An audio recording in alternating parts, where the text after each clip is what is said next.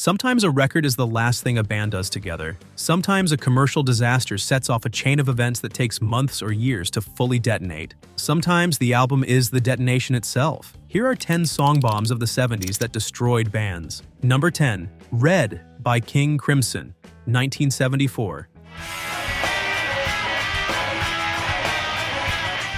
King Crimson had been one of the most musically ambitious bands in rock since their formation in London in 1969. Their debut album, In the Court of the Crimson King, had been released in October 1969 and had immediately established them as a serious artistic proposition. Complex, unsettling, technically demanding, and unlike anything else on the British rock scene. By 1974, the band was in its third major lineup configuration, with Robert Fripp at its center, and John Wetton on bass and vocals, Bill Bruford on drums, and David Cross on violin and keyboards. Red was recorded in the summer of 1974 and released in October of that year. It was the most intense and least commercially accessible thing King Crimson had made, a series of pieces that moved between aggressive instrumental passages, guest contributions from former members Mel Collins, Ian MacDonald, and Peter Sinfield, and quieter moments of genuine beauty. Fripp had invited the former members to contribute because he believed the band was about to end and wanted their participation in what he understood would be its final statement. He was right. Fripp dissolved King Crimson in September 1974 before Red was even released, stating in various interviews that he felt the band had completed its work and that continuing would require compromises he was unwilling to make. The album was recorded at Wessex Studios in London with contributions from former members who were brought in specifically because Fripp wanted their involvement in what he understood would be the band's final statement. Mel Collins played saxophone and flute. Ian MacDonald played alto saxophone. Pete Sinfield, who had written the lyrics for the band's early albums, contributed. The sense of gathering and of reassembling people from the band's history for one last time, it gave the sessions a specific quality that is audible in the finished recording. Red reached only number 45 in the United Kingdom and received limited American distribution. It was years before Red was recognized, as it now consistently is, as one of the most remarkable recordings in the history of progressive rock. Fripp reformed King Crimson in 1981 with an entirely different lineup, and has continued leading various incarnations of the band since. Bill Bruford went on to play with Yes, then formed Bruford, and later collaborated with Eddie Jobson and others. John Wetton went on to Asia, whose debut album, 1982, reached number 1 on the Billboard 200. The diaspora from King Crimson's dissolution produced a significant portion of the progressive rock landscape of the late 1970s and early 1980s. The dissolution was Fripp's decision, not a commercial consequence, but the timing, ending the band before releasing what would prove to be its finest hour, gives the album its specific character. It is a farewell that the people it was saying farewell to had not yet heard when the band disbanded. Fripp has described Red in various contexts as among the most satisfying work he has ever been associated with, and its critical reputation has risen consistently since its muted initial reception. The band that made it had ceased to exist before the reviews were written. Number 9. Schoolboys in Disgrace by the Kinks, 1975. The Kinks had moved from Reprise Records to RCA Records in 1971 with a deal that gave them significant creative freedom and commercial expectations. The albums they produced on RCA, Muswell Hillbillies, 1971, Everybody's in Showbiz, 1972, Preservation Act 1, 1973, Preservation Act 2, 1974, and Soap Opera, 1975, were conceptually ambitious and commercially inconsistent. Schoolboys in Disgrace, 1975, was intended as a prequel to the earlier Preservation albums, telling the story of Mr. Flash's school days. School days were the happiest days of your... The album reached number 45 on the Billboard 200 and received limited critical attention. It was the final album of the band's RCA contract, and RCA declined to renew. The band moved to Arista Records, where they would eventually find commercial regeneration in the late 1970s,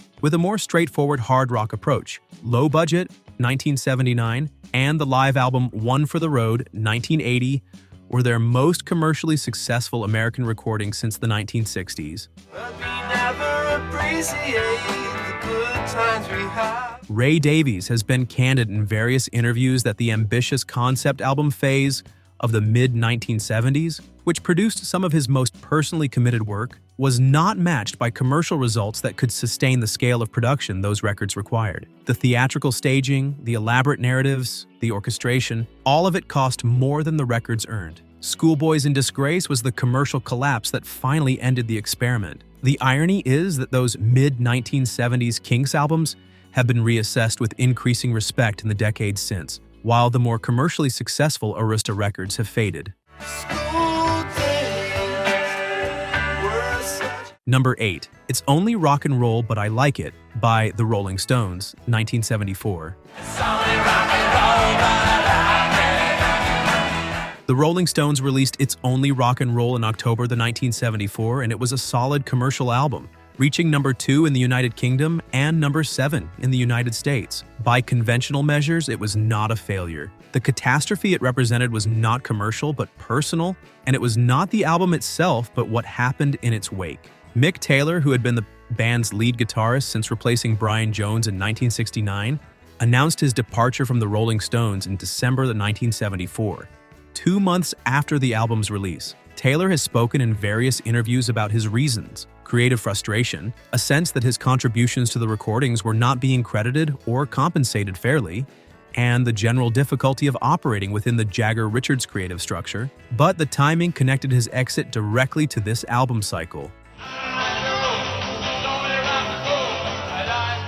Taylor's 5 years with the Stones, from Let It Bleed, 1969, through It's Only Rock and Roll, 1974, produced the period widely considered the band's artistic peak: Sticky Fingers, 1971, Exile on Main Street, 1972, Goat's Head Soup, 1973. His specific contribution, a melodic, blues-influenced guitar style that complemented Richards' rhythm work, gave those albums a quality that the subsequent recordings with Ron Wood, who joined in 1975, approached differently. Taylor's departure left no public explanation specific enough to fully account for it. He has said in interviews that creative credit and financial compensation were part of the issue, that his contributions to recordings were not being fully acknowledged in writing credits. He went on to form the Mick Taylor Band and to record several solo albums, none of which achieved significant commercial visibility. His time with the Stones remains the defining period of his career, which is its own kind of commentary on what leaving cost him. The album that preceded his departure did not cause it, but it was the last record he made with them,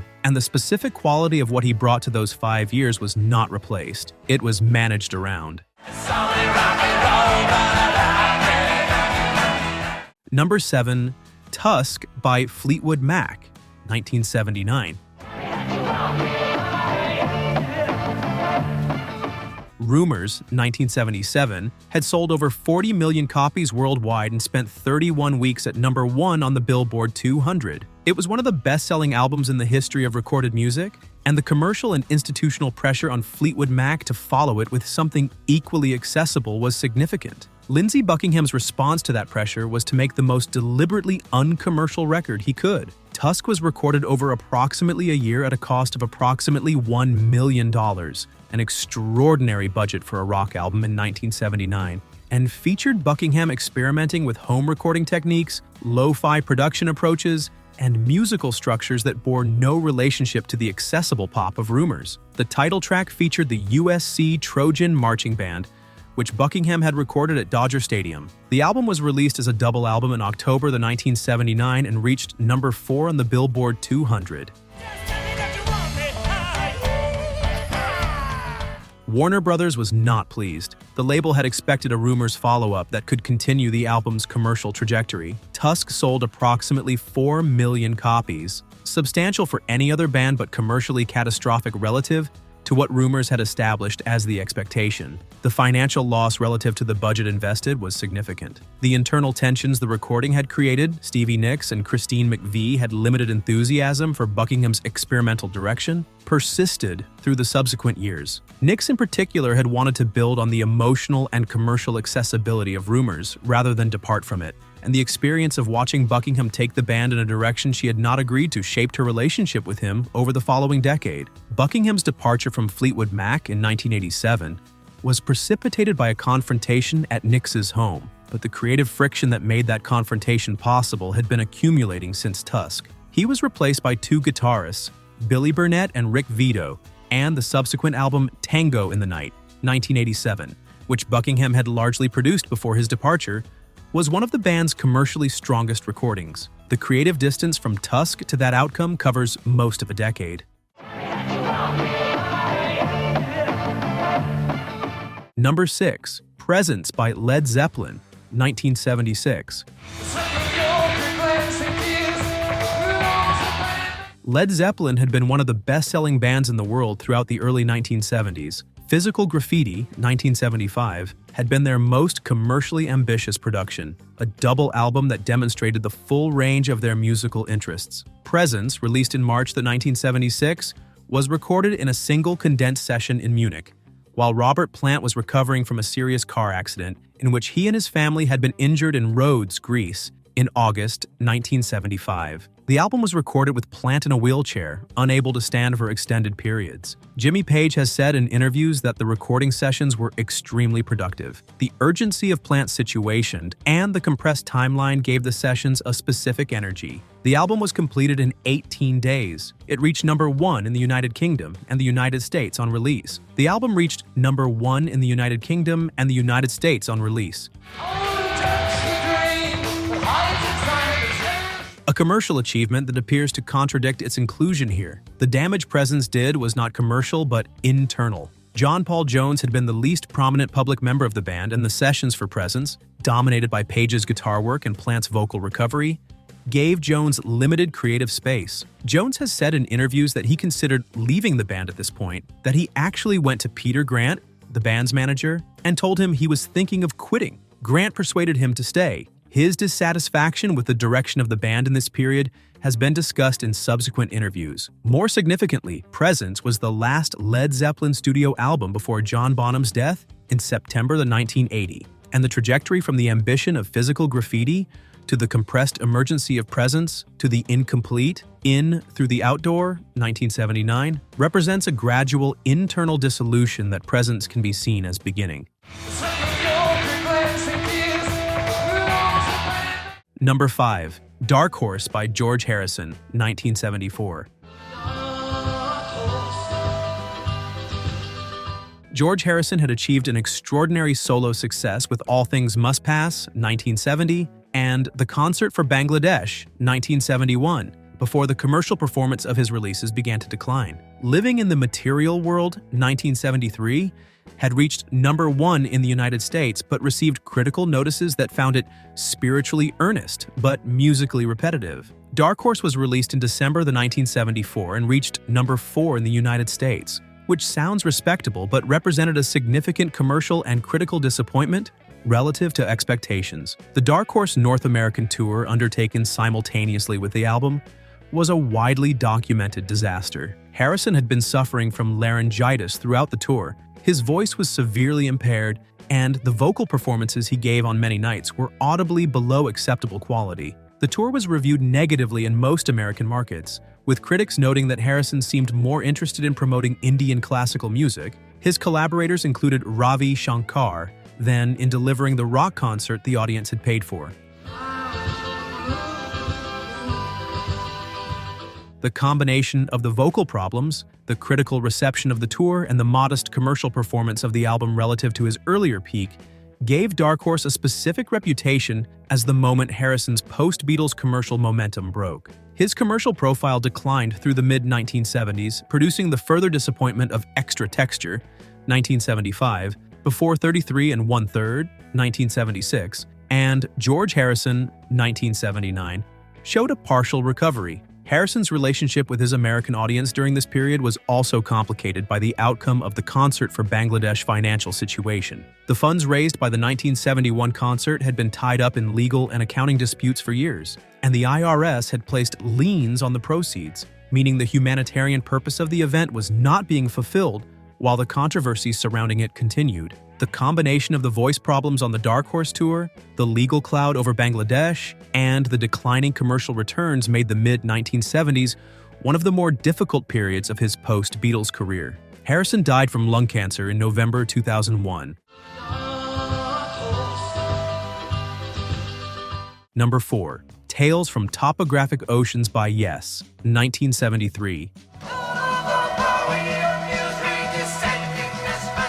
Yes had built one of the most commercially successful progressive rock careers of the early 1970s. Fragile, 1971, Close to the Edge, 1972, and a series of hit singles had given them both critical respect and mainstream commercial presence. Tales from Topographic Oceans, released in December 1973, was a double album in which each side consisted of a single extended composition, all 4 pieces occupying the entire vinyl format. The total running time was approximately 82 minutes. The album reached number 1 in the United Kingdom and number 6 in the United States, which appears to contradict its reputation as a bomb. The damage it did was not commercial in those immediate terms, but internal and long-term. Rick Wakeman, the band's keyboard player, was openly critical of the project during its recording. He had a curry delivered to the studio during sessions and has said in interviews that he found the album's length unjustified and its content insufficiently developed. Wakeman left the band in May 1974 before the album's touring cycle was complete to pursue his solo career. His departure broke the lineup that had produced the band's commercial peak. The Tales tour was one of the most elaborate in rock history. The stage design included full-scale replicas of Egyptian temples, live orchids, and a crew of approximately 40 people. And the gap between the production scale and the actual content of the recording was not lost on audiences who had expected a next step beyond Close to the Edge and received instead what many considered a step sideways. Wakeman's departure was the most damaging because his keyboard work had been so central to the band's sound. The synthesizer runs on Roundabout and Heart of the Sunrise were among the most recognizable elements of the band's recordings. He was replaced by Patrick Moraz, a Swiss keyboard player for Relayer, 1974. Wakeman returned in 1976 for Going for the One, but the band cycled through multiple lineup changes throughout the decade, never fully recapturing the specific chemistry of the 1972 peak. Number 3. The Lamb Lies Down on Broadway by Genesis, 1974. Genesis had evolved from a fairly conventional English art rock band into something considerably more ambitious and unusual under the creative direction of Peter Gabriel, whose theatrical stage performances featuring elaborate costumes, face paint, and extended narrative monologues between songs had given the band a visual identity as distinctive as their musical one. The Lamb Lies Down on Broadway, released in November 1974, was a double album built around a narrative Gabriel had written about a Puerto Rican street kid named Rael, who undergoes a surreal journey through an alternative version of New York City. The album reached number 10 in the United Kingdom and number 41 in the United States, the American chart position reflecting the band's limited mainstream commercial penetration there at that point. The Lamb Tour, which ran from November 1974 through July 1975, was the most elaborate production Genesis had mounted. The narrative was told through projected slides, the staging was complex, and Gabriel performed in a series of costumes that gave each section of the story a visual character. By the time the tour ended, Peter Gabriel had made the decision to leave the band. He has spoken about his reasons in various interviews. The double album project had been so personally demanding, he had written the entire narrative himself while dealing with a family crisis during the recording, that he needed to pursue his own creative direction rather than continue as part of an ensemble. The album that contained his most personal and most ambitious work for Genesis was also the last he made with them. Gabriel's subsequent solo career, Peter Gabriel, 1977, Peter Gabriel, 1978, Peter Gabriel, 1980, and So, 1986, was commercially and artistically significant. So sold over 5 million copies in the United States and produced Sledgehammer and In Your Eyes, two of the decade's most recognized recordings. Genesis continued with Phil Collins as lead vocalist and found enormous commercial success in the 1980s. Invisible Touch, 1986, reached #1 in the United States and produced 5 top 5 singles. Both Gabriel and Collins achieved commercial peaks in the same decade as independent artists that neither could have predicted in 1974. The specific quality of the Gabriel-era Genesis was not replaced by the Collins era. It was succeeded by something entirely different that happened to carry the same name.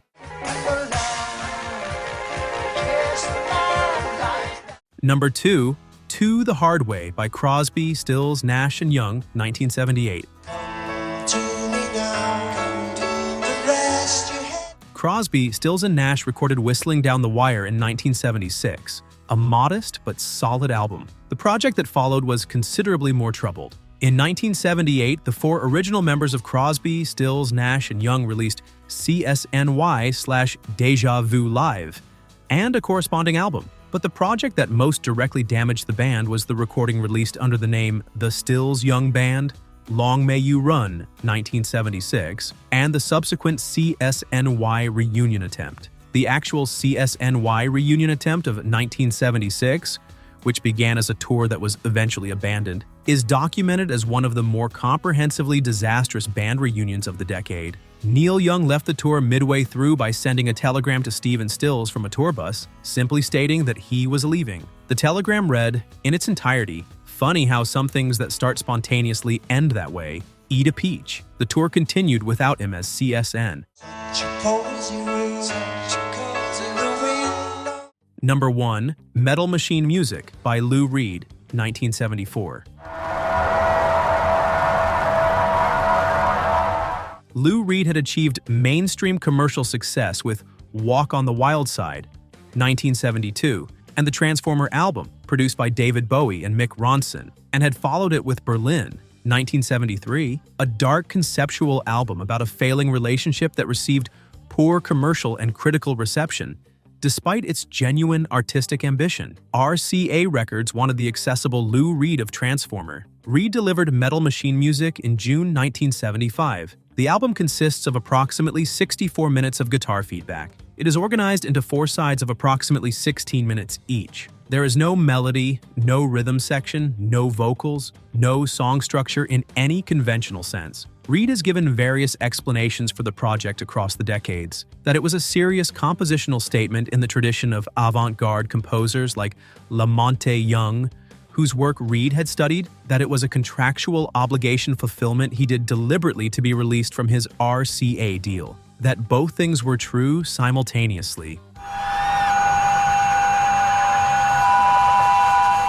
RCA released it in a classical music sleeve and initially shelved it in the classical music section of record stores, apparently unsure what else to do with it. It sold approximately 100,000 copies before the label recalled it. RCA terminated their relationship with Reed shortly thereafter, which may have been his precise intention. The album's commercial failure was absolute. Its critical reception at the time was one of the most negative of any major artist's release in the decade. Rolling Stone famously described it as the tubular bells of heavy metal. The damage was not permanent. Reed's subsequent career, Coney Island Baby, 1976, Street Hassle, 1978, The Blue Mask, 1982, was commercially and artistically productive. He signed with Arista Records after the RCA termination and found a label that was willing to accommodate a more eclectic commercial profile. Metal Machine Music has been reassessed as a significant piece of noise music in the decades since, recognized as a genuine contribution to the tradition of electroacoustic composition. The Zeitkratzer Ensemble,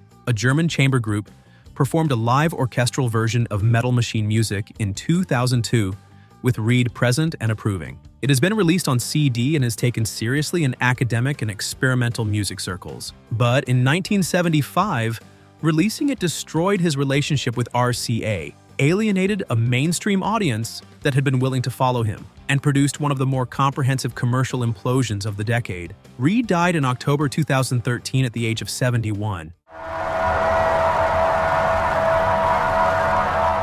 If any of these made you want to go back and listen, hit the like button and subscribe. There are more deep dives like this one waiting.